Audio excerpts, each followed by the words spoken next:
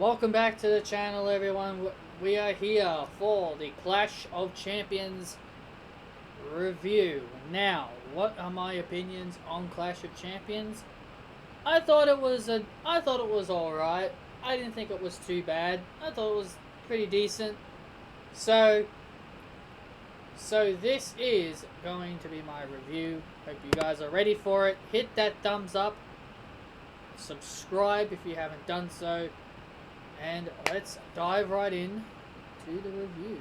Well, before we do that, actually, there's one thing I do want to mention is that WWE has confirmed the days of the draft.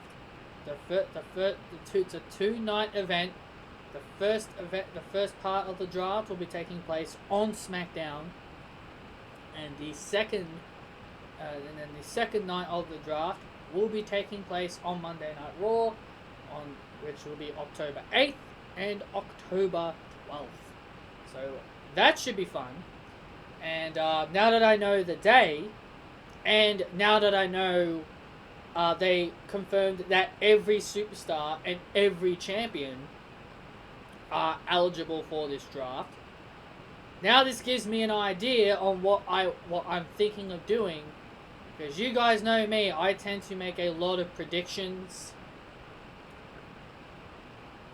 I've tended to make a lot of predictions for the drafts. If you guys have actually seen all my past videos, I've actually gone with the idea of just predicting all draft moves. So that's what I'm going to do here. I'm going to predict all the superstars that I think are going to be a part of Raw or SmackDown. I really hope they change it up. I really hope they change it up this year. I want them to really make things interesting. And not just, draft the same people to the same show. But it is safe to say all the champions are most likely going to stay the same. Maybe not the US and Intercontinental. Which is why what's the point in drafting even the champions? Because it wouldn't make sense for Raw Tag Team Champion Street Profits to be on SmackDown and SmackDown Tag Team Champion Cesaro and Nakamura to be sent to Raw. You see what I mean there? Or Raw Women's Champion Asuka to be sent to SmackDown, and SmackDown Women's Champion Bayley sent to Raw. You see why I think that's a bit confusing? I think all the champions remain the same. I don't really see any of them changing at all. Maybe the US and Intercontinental might change, but I'm not really going to. But look, I'll talk more about the draft in the next upcoming video about the draft. So we'll talk about that later. So let's dive right in to the review, shall we? Let's dive right into it. The pre-show match, you guys are probably thinking I'm going to say Asuka and Zelina Vega. No. Surprisingly, the pre-show match was changed to Cesaro and Nakamura versus the Lucha Bum Party. WWE actually changed. They took Asuka versus Vega off the pre-show. Now there could be a reason why, because Nikki Cross wasn't there at Clash of Champions, and Liv and Ruby kind of got screwed out of their tag team title match as well, because Shayna and Nia didn't want to compete. Yeah, great champions. They didn't want to compete. Some people are saying Shayna Baszler got pregnant. Then why make her champion if she was just going to fall pregnant? I don't know how true that is, but people just kept telling me they couldn't compete. And I'm like, well, why couldn't they compete? They just didn't tell me why. They just said they couldn't compete. So if you're going to tell me they couldn't compete, then basically I'm just going to say they're cowards. They didn't want to wrestle. But yeah, I think Shayna and Nia are just cowards. We'll see what happens on Raw, I guess. So anyway, the pre-show match was Cesaro and Nakamura versus the Lucha Bum Party. Cesaro and Nakamura won, as they should have. There's no reason to give the tag team titles to the Lucha Bum Party. Yeah, nothing really, anything noteworthy there. Then we started things off with the triple threat ladder match. It was Sami Zayn, Jeff Hardy, and AJ Styles for the Intercontinental Championship. And I got this one correct. Sami Zayn is the new Intercontinental Champion, and rightfully so. Sami Zayn deserves the Intercontinental Championship. I don't care what anybody says. He is the rightful Intercontinental Champion. The guy never lost his title. Roman Reigns got his back. Roman Reigns never lost his Universal Championship. I didn't hear anyone moaning about him not wanting to... I didn't hear anyone bitch and moan about not wanting him to be the Universal Champion again. But ever since Sami Zayn returned, I've been hearing a lot of people bitch and moan about how, oh, Sami Zayn doesn't deserve the Intercontinental Championship. Of course he deserves it. He never bloody lost it. He never bloody lost the damn thing. And if you're going to say, oh, having the title taken from you is losing it, no it isn't. Having the title taken from you isn't losing it. Losing it is if someone pins you or submits you. I didn't see anyone pin or submit Sami Zayn. So he is the Intercontinental Champion, and I'm happy about that. And his strategy was very, very clever. Because it was a no disqualification match. Look, it's a no disqualification match. Like, he can do whatever the hell he wants. I don't want to hear anyone complain that he cheated. He didn't cheat. It's no disqualification. He can do whatever the hell he wants. He can do whatever the heck he wanted. So I consider what he did was pretty clever. He handcuffed, or should I say ear cuffed, Jeff Hardy's ear to the ladder, and then he handcuffed AJ Styles. And then he went up, pulled down both Intercontinental titles, and Sami Zayn is the Intercontinental Champion. And as he should be. Then we had Asuka face Zelina Vega for the Raw Women's Championship. Very impressive Zelina Vega in this match. She put up a hell of a fight. I'm very proud of Zelina. I knew she wasn't going to win. I didn't want her to win, per se.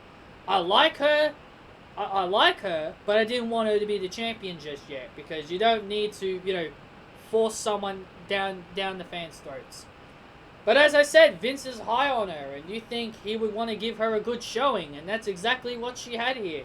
She had a very good showing, and her ring attire was fire as well. Loved her ring attire. But in the end, Asuka got the win. They looked like they were going to pay respects to each other after a good match, but Zelina Vega kicks Asuka right in the gut, and it seems like this rivalry is continuing. And you know what? I'm fine with that. I'm fine with this rivalry continuing because they never really built to anything. They didn't really build up this feud. Up. So I'm kind of glad they're continuing it. So that way they can give Zelina and Asuka more screen time together. I really want to see Billy and Peyton kind of get mixed into the whole thing. But I'm also okay with them being drafted to SmackDown. I'm perfectly fine with them being drafted to SmackDown as well. Because like I said, there's a draft coming up. So I'm going to be making my draft predictions in the near future as well. And I'm perfectly fine with that too. We had Bobby Trashley defend the United States title against Apollo Crews. Bobby Trashley won. I'm kind of giving up on the idea of just having Retribution involved at pay-per-views. I guess WWE literally takes it seriously that Retribution are Raw exclusive. I guess they're taking that literal because that's the only time we ever see these guys. Well, I should say guys and girls, because there's 2 guys and 2 girls. But I digress. What's the point? But what's the point?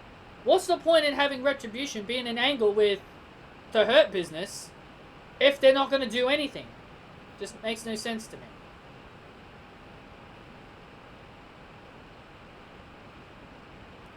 But anyway, Bobby Lashley retained. Street Profits faced Angel Garza and Andrade. And Street Profits got the win. Just be the end of it now. Look, I don't care that Street Profits won. I don't really care I got this prediction wrong. I just want this feud to be over with. if you're gonna move Andrade and Angel Garza to SmackDown, I'd be fine with that. But then that would mean Charlotte would have to go to SmackDown as well, because you don't want to split her from Andrade. But listen, all I'm saying is just split them up. Just draft one. Draft Angel Garza to SmackDown.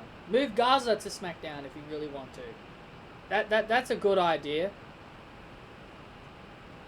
Just do something. Just split these two up. Kind of tired of it, to be honest. Then we had Bayley. We had Bayley come out. She was going to have a match with Nikki Cross, but Nikki Cross wasn't there. Don't know what happened to her. Nor do I care. Well, I hope she's okay, to be fair. I do hope she's okay with whatever's happened to her. But the reason why I don't really care the reason why I don't really care is because I'm actually kind of glad that we don't need to sit through another boring match with Bayley and Nikki Cross. That's the only reason why I'm actually kind of happy she wasn't there. I do hope she's alright though, whatever happened to her. And then Asuka came out, and for some reason they just decided to have Asuka face Bayley instead. But typical Bayley, gets herself disqualified. You know, good heel tactic to get yourself disqualified to stay champion. And then we had the return of Sasha Banks. Sasha Banks returned. She had a chair. She started beating the shit out of Bayley with it. And she started beating the shit out of Bayley with the kendo stick. Bayley went to, grab the chair, but Sasha put her foot on it. And Bayley escaped. So Sasha Banks stands tall. She gets her revenge here for now. She gets a little bit of revenge here. But her full revenge is going to be at its complete on October 25th. When those two step inside Hell in a Cell! I'm very excited for it. Very excited. And we had Drew McIntyre face Randy Orton for the WWE title. Drew McIntyre walked away with the win here. I'm not mad. I'm not mad that Randy lost. I kind of expected it, to be fair. Kind of expected it. But, it is what it is. Maybe Randy gets sent to SmackDown. Again, I'm thinking this now because, look, now that we know what day the draft is taking place, all these losses could potentially mean some of these names could be changing. Some of these names could be moving to a different brand. That's the only reason why I'm just thinking about that off my head. So, I wouldn't mind Randy on SmackDown. I wouldn't mind Randy facing Roman for the Universal title. Wouldn't mind that at all. But Randy's so good. To me, Randy's so good now, I don't think he really needs to be a champion. At least not yet. So, also Big Show, Shawn Michaels, and Christian all made their returns trying to get revenge on Orton. Which that was kind of the other reason how you knew Randy was going to lose. I was expecting Edge to come back, but Edge was the only one that didn't come back. Ric Flair was in the ambulance. So, yeah, Drew won. Who does Drew McIntyre move on to now? Either Keith Lee, or they draft Braun Strowman or AJ Styles to Raw to face Drew next. That's my guess. That's my guess, at least. Or how they could even bring up Adam Cole. They could very well bring up Adam Cole. And then finally we had Roman Reigns face Jey Uso for the Universal Championship. This was actually a very competitive match, but it was very one-sided as well. Roman just beat the crap out of Jey. Jey had a couple of moments where it looked like he was going to win. And as I said in my predictions, you got to have that moment where Jey would hit the super kick and would hit the Uso splash on Roman Reigns to almost win. I said that's what they should do, and that's exactly what they did there. Jey Uso hit the splash, and Roman kicked out. See, that's how the whole match should have been about. Roman beats up Jey. Jay has that one moment where it looks like he's going to win, but he ultimately falls short. But what happens here is that Roman just continues to beat the hell out of Jay until Jay utters him as the tribal chief, the head of the table. Which that was the whole story that they explained on SmackDown, where Roman just continued to tell Jay, I'm the tribal chief, I'm the head of the table here, you don't deserve to be the Universal Champion. Our family needs me as the Universal Champion. So that was the whole point of it. And then we had a surprise return of Jimmy Uso. I thought Jimmy was out for the rest of the year. I thought Jimmy Uso was done for the rest of the year, but it was kind of cool to see Jimmy come back. But Jimmy throws in the towel for Jey Uso. I know a lot of people didn't like this ending. I didn't mind it. I didn't really mind it that much. But, you know, I can understand why people didn't like it. But Jimmy Uso threw in the towel for Jey. So what happens now? To me, it feels like this rivalry is continuing. We saw no Fiend. We saw no Alexa. To me, it feels like this rivalry is continuing. To me, it doesn't make sense. Like, to have the match end the way it did, and that's how it ends. I honestly feel like this story's not done. To me, it feels that way.